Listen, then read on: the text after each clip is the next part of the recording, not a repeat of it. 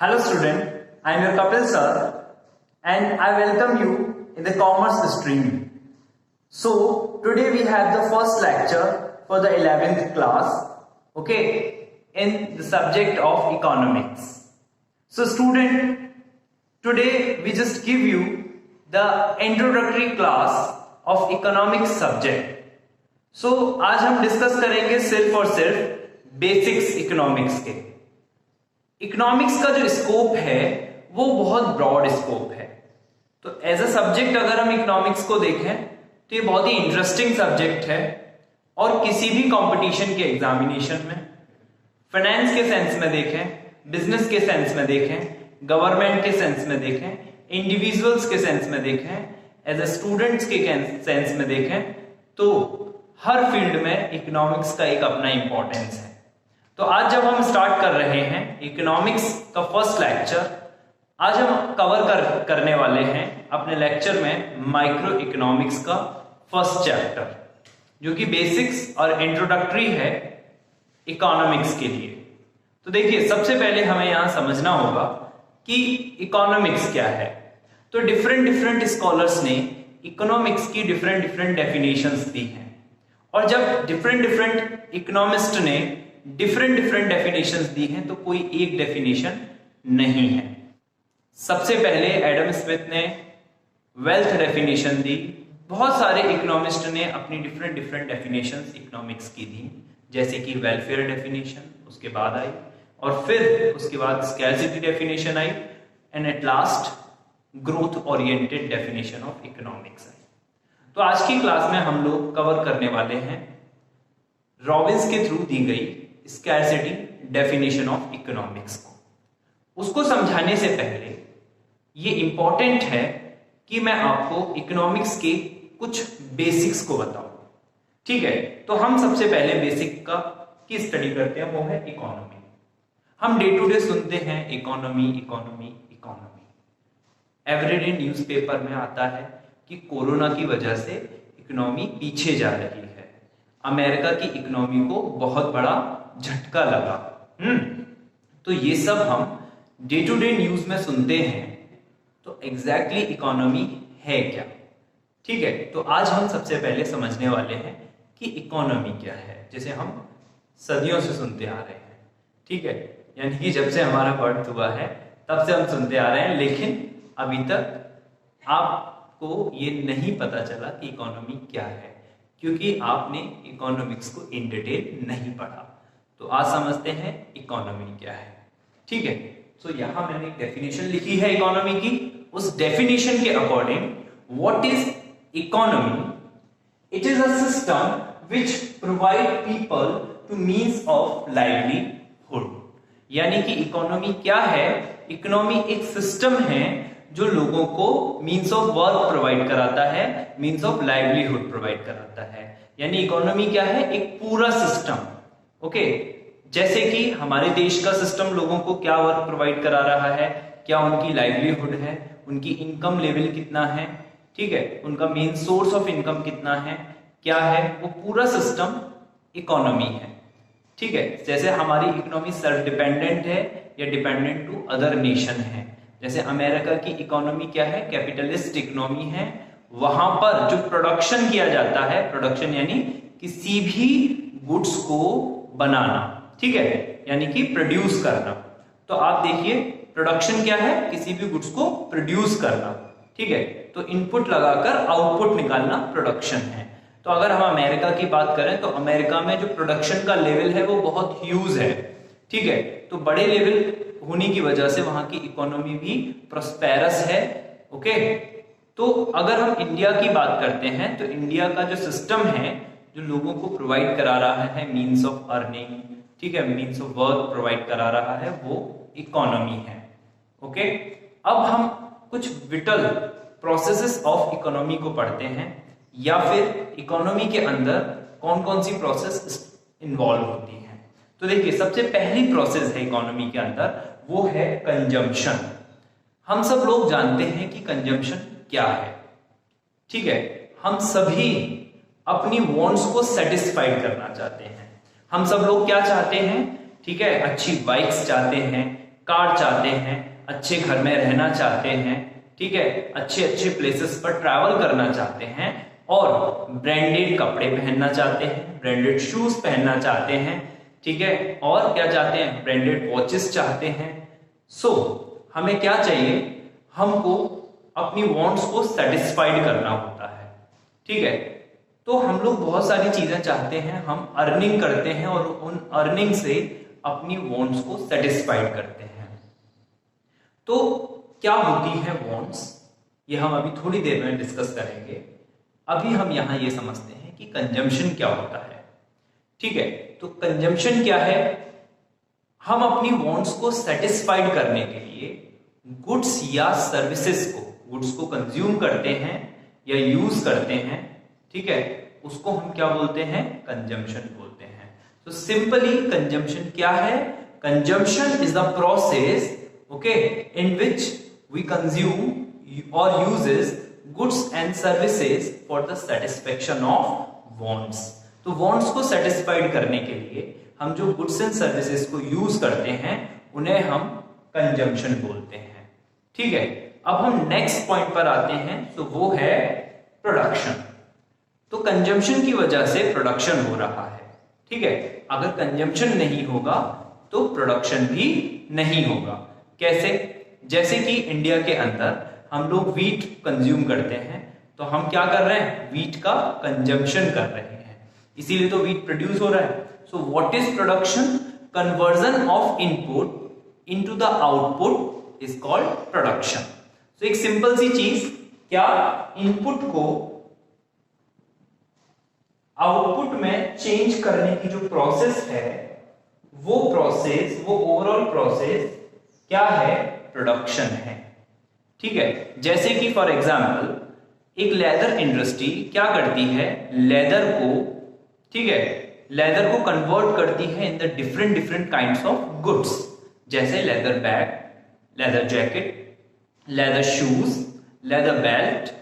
तो वो इनपुट को आउटपुट में कन्वर्ट करने का प्रोसेस प्रोडक्शन बोला जाएगा। सो बेसिकली प्रोडक्शन एक बहुत इंपॉर्टेंट एस्पेक्ट है इकोनॉमी का, जैसे कि कंजम्पशन है, ठीक है। प्रोडक्शन से ही इकोनॉमी क्या बनता है, स्ट्रांग बनता है। अगर हमारे देश का प्रोडक्शन लेवल हाई होगा तो यहां पर लोगों को ज्यादा काम मिलेगा, क्योंकि प्रोडक्शन करने के लिए हमें ज्यादा लेबर की जरूरत होगी, ठीक है, और लेबर की जरूरत होगी तो लेबर काम करेगी, ठीक है, और क्या करेगी, गुड्स को प्रोड्यूस करेगी और लेबर की एज वेल इनकम भी जनरेट होगी, ओके। अब हम थर्ड पॉइंट पर आते हैं, इन्वेस्टमेंट। कंजम्पशन के लिए प्रोडक्शन का होना जरूरी है, ठीक है, और प्रोडक्शन के लिए इन्वेस्टमेंट का होना जरूरी है। यानी कि what is investment, investment refers to addition to capital stock. यानी कि अगर हम किसी भी प्रॉपर्टी में अपने पैसे को लगा रहे हैं, ठीक है, कैपिटल फॉर्मेशन कर रहे हैं, जैसे कि फैक्ट्रीज का कंस्ट्रक्शन कराना, फ्लाईओवर्स का कंस्ट्रक्शन कराना, इवन अगर हमारे देश में नए पावर प्लांट्स को स्टेबल किया जा रहा है, ठीक है, जिससे इलेक्ट्रिसिटी सप्लाई अच्छी हो, तो वो भी कैपिटल फॉर्मेशन की कैटेगरी में आएगा। कैपिटल फॉर्मेशन हमेशा प्रोडक्शन को इंक्रीज करते हैं, जैसे कि इलेक्ट्रिसिटी को प्रोड्यूस करने के लिए हमें पावर प्लांट्स को लगाना इंपॉर्टेंट है, तभी इलेक्ट्रिसिटी की सर्विसेज जनरेट होंगी। Same is manner banking services के लिए बैंक्स को बढ़ाना इंपॉर्टेंट है, और बैंक्स को बढ़ाने के लिए, ठीक है, हमें क्या करना होगा, इंफ्रास्ट्रक्चर्स को डेवलप करना होगा, बेटर कम्युनिकेशन इंफ्रास्ट्रक्चर्स को डेवलप करना होगा, ठीक है। अगर हमारे देश में कम्युनिकेशन यानी टेलीफोनिक कम्युनिकेशन, ठीक है, या रोडवेज, रेलवेज, ठीक है, ये सब बेटर कब होंगी, जब उनमें इन्वेस्ट किया जाएगा। हमारे देश में बुलेट ट्रेन, मेट्रो जैसी फैसिलिटीज इंट्रोड्यूस हुई, वो सिर्फ और सिर्फ इन्वेस्टमेंट की वजह से इंट्रोड्यूस हुई। अगर इन फील्ड्स में इन्वेस्ट नहीं किया जाता तो डेफिनेटली आज हम मेट्रो जैसी फैसिलिटीज को कंज्यूम भी नहीं कर पा रहे होते। तो मेट्रो की सर्विसेज प्रोड्यूस हुई, ठीक है, क्यों हुई, क्योंकि मेट्रो में इन्वेस्ट किया, ठीक है। तो इन्वेस्टमेंट इंपॉर्टेंट है प्रोडक्शन के लिए, और जब प्रोडक्शन होगा तभी हम कंज्यूम कर पाएंगे। तो ये तीन विटल प्रोसेस हैं इकोनॉमी की। इकोनॉमी इन तीनों विटल प्रोसेस से होकर के बनती है, कंजम्पशन से, प्रोडक्शन से और इन्वेस्टमेंट से। अब हम नेक्स्ट पॉइंट पर आते हैं, वो है scarcity. Scarcity means limitation of resources. So now we will discuss the topic scarcity. What is scarcity? Scarcity is nothing, it is just limitation of resources। तो जो इकोनॉमी के अंदर जितने भी रिसोर्सेज होते हैं, ठीक है, उनकी डिमांड ज्यादा होती है और सप्लाई लिमिटेड होती है।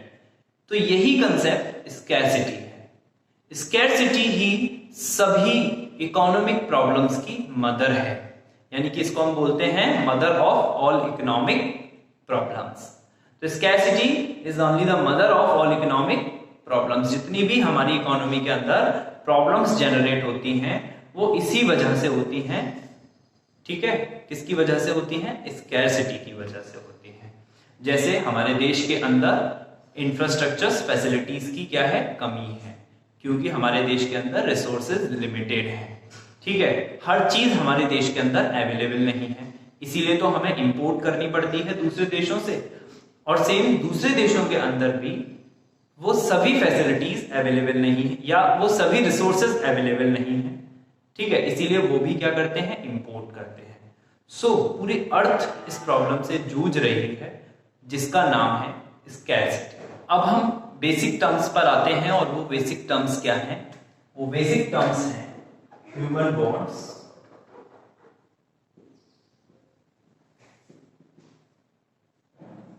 फर्स्ट बेसिक टर्म है ह्यूमन बॉन्ड्स।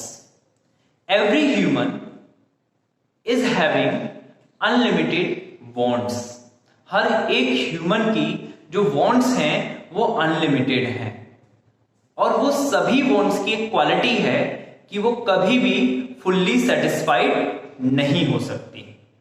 ओके, यानी कि आज अगर मैं किसी भी प्रोडक्ट की डिमांड करता हूं, किसी भी प्रोडक्ट की वांट रखता हूं, ठीक है, तो मेरी वांट फ्यूचर में सेम वांट जनरेट होगी, अगेन जनरेट होगी। सपोज दैट आज मैं चाहता हूं कि मैं एडिडास के शू खरीदूं, तो मैंने एडिडास के शूज खरीद लिए, ठीक है। इन फ्यूचर मैं फिर से शूज की क्या रखूंगा? वांट रखूंगा, ठीक है। वहां मैं कौन से शूज खरीदूंगा? किसी और कंपनी के खरीदूंगा, हो सकता है रिबॉक के खरीदूं या वुडलैंड के खरीदूं। तो मेरी वांट क्या है? मेरी वांट रिपीटिंग है, यानी कि रिकरिंग नेचर की है। तो मेरी वांट रिकरिंग नेचर की है, वो कभी भी फुल्ली सेटिस्फाइड नहीं हो सकती। एक और क्वालिटी है ह्यूमन वांट्स की कि वांट्स वेरिएबल होती हैं, यानी पर्सन टू पर्सन डिफरेंट होती हैं। मेरी वांट मेरे फ्रेंड की वांट से डिफरेंट है, सेम मेरी वांट, ठीक है, मेरे छोटे भाई की वांट से डिफरेंट है, और आपकी वांट मेरी वांट से डिफरेंट होगी। सो हर एक ह्यूमन की जो वांट्स होती हैं वो डिफरेंट होती हैं पर्सन टू पर्सन। अब हम नेक्स्ट पॉइंट पर आते हैं। तो हमने ये समझा कि ह्यूमन वांट्स क्या होती हैं? रिकरिंग इन नेचर होती हैं। Human wants person to person different होती हैं, even place to place different होती हैं, इवन एज वाइज भी, टाइम टू टाइम भी डिफरेंट होती है। तो यहां तक हमें समझ में आया कि ह्यूमन वांट्स क्या है और इनका बिहेवियर क्या है। अगर हम बात करते हैं एक ह्यूमन वांट की, तो आपने देखा होगा कि बचपन में बच्चे की वांट कुछ और होती है, टीनेज पर आते आते उसकी वांट चेंज हो जाती है। जो बचपन में वांट होती है वो टीनेज पर नहीं रहती, और टीनेज के बाद जब एडल्ट होता है तो एडल्ट होने पर जो वांट रहती है वो टीनेज वाली नहीं रहती। तो सेम एज वांट क्या होती है? टाइम टू टाइम चेंज भी होती रहती है, लेकिन वांट कभी भी फुल्ली सेटिस्फाइड नहीं होती। ये बहुत उलझी हुई साइंस है। अगर हम सेकंड पॉइंट पर आते हैं तो वो है लिमिटेड रिसोर्सेस।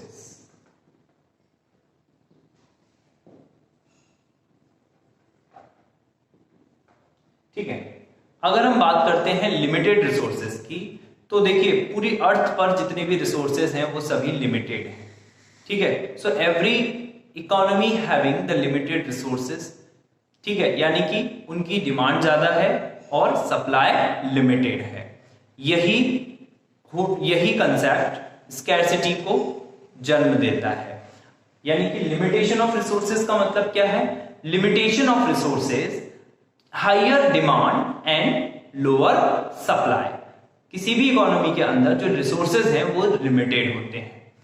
अब उन लिमिटेड रिसोर्सेज से हमें अपनी मैक्सिमम ह्यूमन वांट्स को कैसे सेटिस्फाइड करना है, ये इकोनॉमिक प्रॉब्लम है। तीसरी इकोनॉमिक प्रॉब्लम है वो है अल्टरनेटिव यूजेस। Alternative uses. तो अभी हम स्टडी कर रहे हैं तीनों इकोनॉमिक प्रॉब्लम्स की। सबसे पहला है ह्यूमन वांट्स, सेकंड है लिमिटेड रिसोर्सेज जिसको हम स्कैरसिटी भी बोलते हैं या लिमिटेशन ऑफ रिसोर्सेज भी बोलते हैं, लिमिटेड रिसोर्सेज भी बोलते हैं, and alternative uses of resources. आपने देखा हर एक रिसोर्स का अल्टरनेटिव यूज होता है। अब हम बात करते हैं यहां की रिसोर्स क्या है। मेन पॉइंट आता है कि रिसोर्स क्या है, what is exactly resources. So resources ऐसी वेल्थ है, ठीक है, जो ह्यूमन वांट्स को सेटिस्फाइड करता है। ठीक है, यानी कि कुछ लोग को कंफ्यूजन होता है कि मनी रिसोर्सेज है, तो मनी रिसोर्स नहीं है। आप मनी के थ्रू रिसोर्सेज को अरेंज कर सकते हो, बट मनी के थ्रू आप अपनी वांट्स को डायरेक्टली सेटिस्फाइड नहीं कर सकते। सपोज दैट कि हम एक पर्सन को बहुत सारा पैसा देते हैं, ठीक है, जैसे अगर हम बियर गिल्स को दे दें, जो डिस्कवरी चैनल पे आता है, आपने देखा होगा, बहुत सारा पैसा देते हैं, मनी देते हैं, और उसको ऐसे प्लेस पर छोड़ दें जहां सरवाइव करना बड़ा डिफिकल्ट हो, ठीक है, ना वहां आपको मैकडी मिलेगा, ठीक है, ना आपको वहां पिज्जा हट मिलेगा जो जाके पिज्जा खा लो या मैकडोनल्ड का बर्गर खा लो, ठीक है, ना वहां पर आपको कोई कॉफी शॉप मिलेगी, कुछ भी नहीं है वहां अवेलेबल, तो आप सरवाइव कैसे करेंगे? बेसिकली हम लोग पिज्जा, मैकडी या मैकडोनल्ड या कॉफी से सरवाइव नहीं करते, पर हमें सरवाइव करने के लिए हमारी कुछ वांट होती हैं, कुछ नीड्स होती हैं जिन्हें सेटिस्फाइड करना या पूरा करना जरूरी होता है।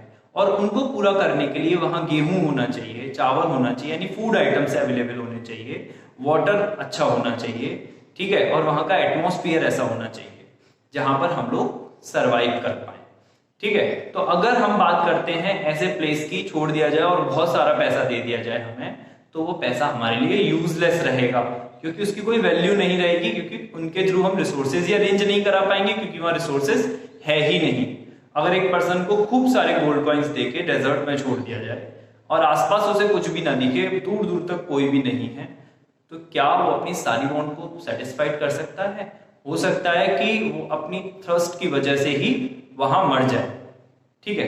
लेकिन अगर वहां रिसोर्सेज हैं और पैसा नहीं दिया जाए उसे, जैसे वहां वाटर अवेलेबल है, वहां प्लांट्स अवेलेबल हैं, वहां बहुत सारे नारियल के पेड़ लगे हुए हैं, या फिर वहां फूड आइटम्स भी अवेलेबल है जो वहां ग्रो हो रहा है एज अ फ्रूट्स, तो वो क्या कर सकता है?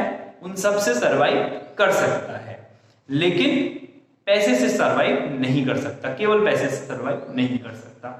सो जो भी कंट्रीज आज ग्रोथ कर रहे हैं वो अपने रिसोर्सेज की वजह से ग्रोथ कर रहे हैं।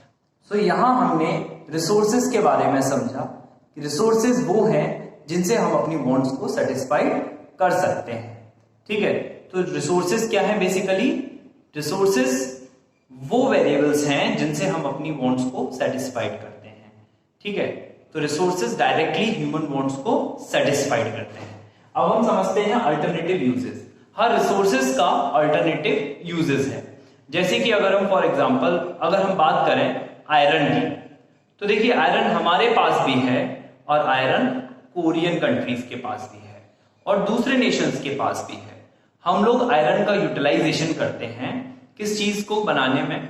ताला बनता है हमारे देश के अंदर, ताला बन रहा है हमारे देश के अंदर आयरन का यूज करके, चाकू बन रहे हैं हमारे देश के अंदर आयरन का यूज करके, ठीक है। और क्या बन रहे हैं? ऐसे छोटी छोटी मशीनरीज बन रही हैं आयरन का यूज करके। लेकिन दूसरे नेशंस में क्या हो रहा है? आयरन के यूज से गन बना रहे हैं, ठीक है। तो आप देख सकते हैं कि आयरन का यूज इंडिया में कुछ और है और दूसरे नेशंस में कुछ और है। यहां रिसोर्सेज सेम है पर यूटिलाइजेशन डिफरेंट है, ठीक है। तो इंडिया के अंदर क्या हो रहा है? कंज्यूमर गुड्स या सिविल गुड्स को क्या करा रहे हैं, प्रोड्यूस करा रहे हैं, लेकिन दूसरे नेशंस में वॉर गुड्स को प्रोड्यूस कर रहे हैं। ठीक है, तो यहां पर अगर हम बात करें कि रिसोर्सेज एक हैं पर उनके यूटिलाइजेशन डिफरेंट हैं, यही है उसका अल्टरनेटिव यूजेस। जैसे कि फॉर एग्जांपल हमने आयरन का बताया, उसी तरह से बहुत सारे ऐसे रिसोर्सेज हैं जिनका अल्टरनेटिव यूजेस है, जैसे कि इलेक्ट्रिसिटी, जिसको हम हाउस होल्ड वर्क के लिए भी यूज करते हैं, इंडस्ट्रियल वर्क के लिए भी यूज करते हैं। तो ये तीनों ही इकोनॉमिक प्रॉब्लम्स हैं। So what is economy and how can we solve the economic problem? तो अभी हमारे सामने क्वेश्चन है कि हम इन तीनों इकोनॉमिक प्रॉब्लम्स को कैसे सॉल्व कर सकते हैं। हम इन तीनों इकोनॉमिक प्रॉब्लम्स को सॉल्व कर सकते हैं इकोनोमाइजिंग करके रिसोर्सेस को। So, how can we solve the economic problems? We can solve the economic problems by economizing the resources. तो economizing the resources का मतलब क्या है? Economizing the resources का मतलब है fully and efficiently utilization of resources, कि जितने भी resources available हैं उनका fully utilization हो और efficiently utilization हो, यानी कि जो भी रिसोर्सेज हैं उनका हम पूरा यूटिलाइजेशन करें, पूरा यूज करें और हम रिसोर्सेज को वेस्ट ना करें। So there should not be any kind of wastefulness, okay, in sense of resources. तो रिसोर्सेज का कोई भी वेस्ट नहीं होना चाहिए, कोई भी रिसोर्स वेस्ट नहीं होना चाहिए और उनका पूरा यूटिलाइजेशन होना चाहिए। इस तरह से हम अपनी तीनों इकोनॉमिक प्रॉब्लम्स को सॉल्व कर सकते हैं। अब इकोनॉमिक्स क्या है? तो इकोनॉमिक्स एक ऐसा साइंस है, या फिर हम बोल सकते हैं इकोनॉमिक्स एक ऐसा सोशल साइंस है जो स्टडी करता है अनलिमिटेड ह्यूमन वांट्स की, ठीक है, लिमिटेड रिसोर्सेज की और अल्टरनेटिव यूजेस ऑफ रिसोर्सेज की। सो बेसिकली इकोनॉमिक्स एक ऐसा साइंस है जो ह्यूमन वांट्स की स्टडी करता है, ठीक है, लिमिटेड रिसोर्सेज की स्टडी करता है और उन ह्यूमन वांट्स को जिनकी की, ठीक है, उन ह्यूमन वांट्स को उन लिमिटेड रिसोर्सेज के थ्रू, जिन लिमिटेड रिसोर्सेज के अल्टरनेटिव यूजेस हैं, सॉल्व करता है, वो इकोनॉमिक्स है। सो आज की क्लास में हमने बेसिक समझा इकोनॉमिक्स का। So in my next class I will discuss the further topics of economics. Today only the introductory video of microeconomics। अभी हमने यहां ये भी डिस्कस नहीं किया कि ये माइक्रो इकोनॉमिक्स का मतलब क्या है, क्यों इसे माइक्रो बोला जा रहा है। तो हम ये सभी टॉपिक्स फर्दर क्लास में डिस्कस करेंगे। I hope students you must have understood these all concepts. Thanks for watching it.